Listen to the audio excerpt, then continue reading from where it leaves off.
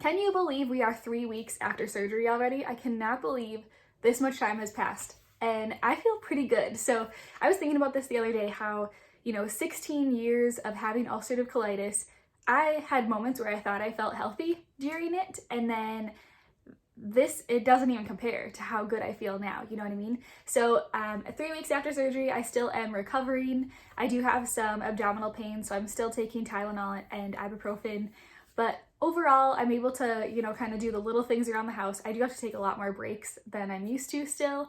I can do like one load of laundry and then I gotta sit and rest. But oh well. The stamina will come back. That's kind of the last thing that I've noticed to come back, is being able to like walk for a long time and not get out of breath. But oh well, it'll come. But today's focus on this video is I want to talk about what kind of things you can eat after surgery and kind of for the rest of your ileostomy living life. Now, every person is different, so some foods you may not be able to tolerate. For me, so far, it's been relatively great, easy, a good transition. So when I was in the hospital, I started off drinking more of these like protein shakes. Premier Protein is one of the brands, and then Boost was the other one. And they had them right on the nurse's floor, so they would just bring them to me whenever I wanted them. And that was kind of a good way to get my energy back up. And then also it was liquid, so it was easier to kind of go out of my body through a stoma that's healing. Now, they did say that you want to avoid raw fruits and raw vegetables for the first 2 weeks. And the reason is because those are harder to digest, so you don't want to put more effort on your system when it's healing.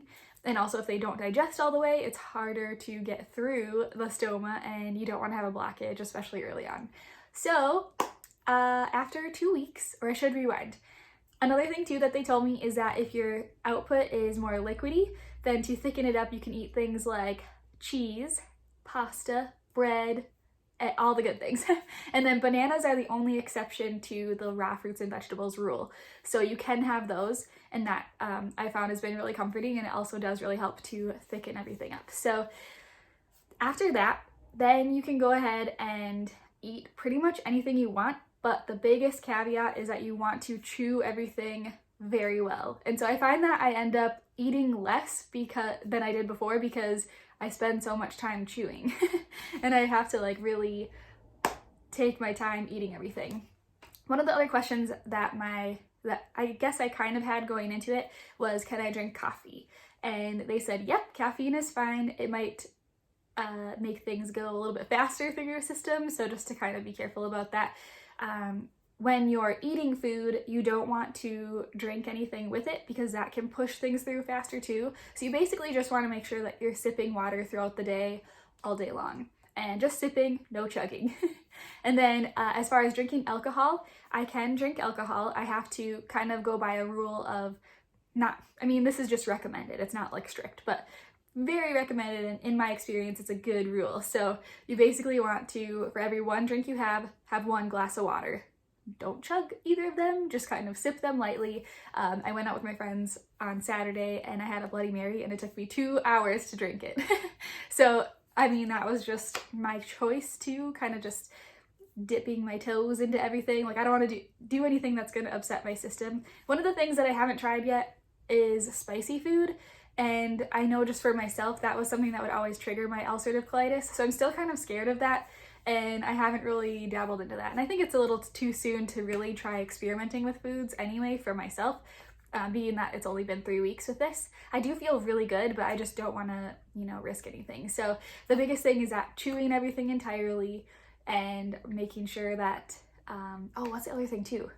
No nuts and seeds, or like when you have them, I don't know about seeds, but nuts. Make sure that you chew them very well. That's what they said.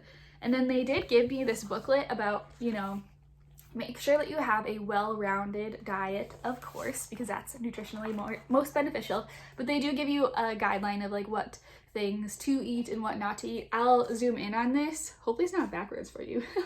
So that you can kind of take notes too if you want to take a screenshot and then have that for your reference too.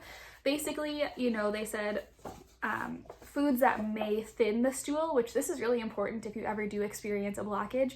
Apple juice is something that's really good to thin everything. So I haven't experienced a blockage yet. I've had a couple like pains here and there where I was like, oh my god, is that a blockage? But everyone says that you'll know when you get one. So anyway, they do say, you know, things that can cause gas are carbonated drinks. So I try not to drink anything that's carbonated, like pop or whatever, anything that's carbonated, because I do notice that my bag does balloon at night when I'm sleeping, so I wake up and it's really full of gas.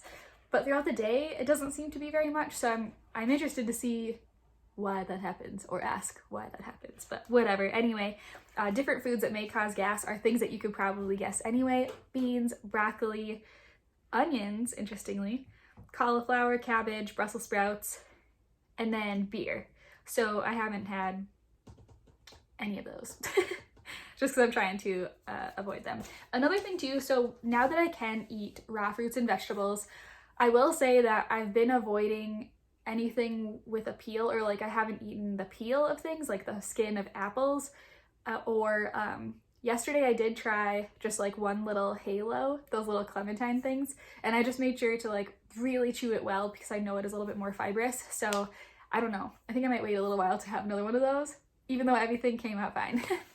But anyway, yeah, so I'm just having things without skins and really no raw vegetables yet. We did buy a salad for this week, my husband and I, so we'll see how it goes. Basically what I've learned is chew everything well, which I've probably said a million times in this video, but that it's really important to make sure that everything, you know, digestion starts in your mouth, and that's kind of like the key thing for us when we have the ileostomy. Make it less work for the road down yonder, you know what I mean? Okay, so let me know if you have any questions. I think I kind of covered everything in the first few weeks that I ate, and everything has been going really well so far. I mean, I've had everything from like a burger, and that's gone well. What else have I had? I don't know, like chicken wings, pastas, everything has been going really well digestion wise. So yeah, I don't know, if you have any questions, please feel free to comment them below, and then definitely give my little like button a click, and then subscribe so you don't miss out on future videos. Thank you so much for joining me today, and I hope this was informational. Have a good day.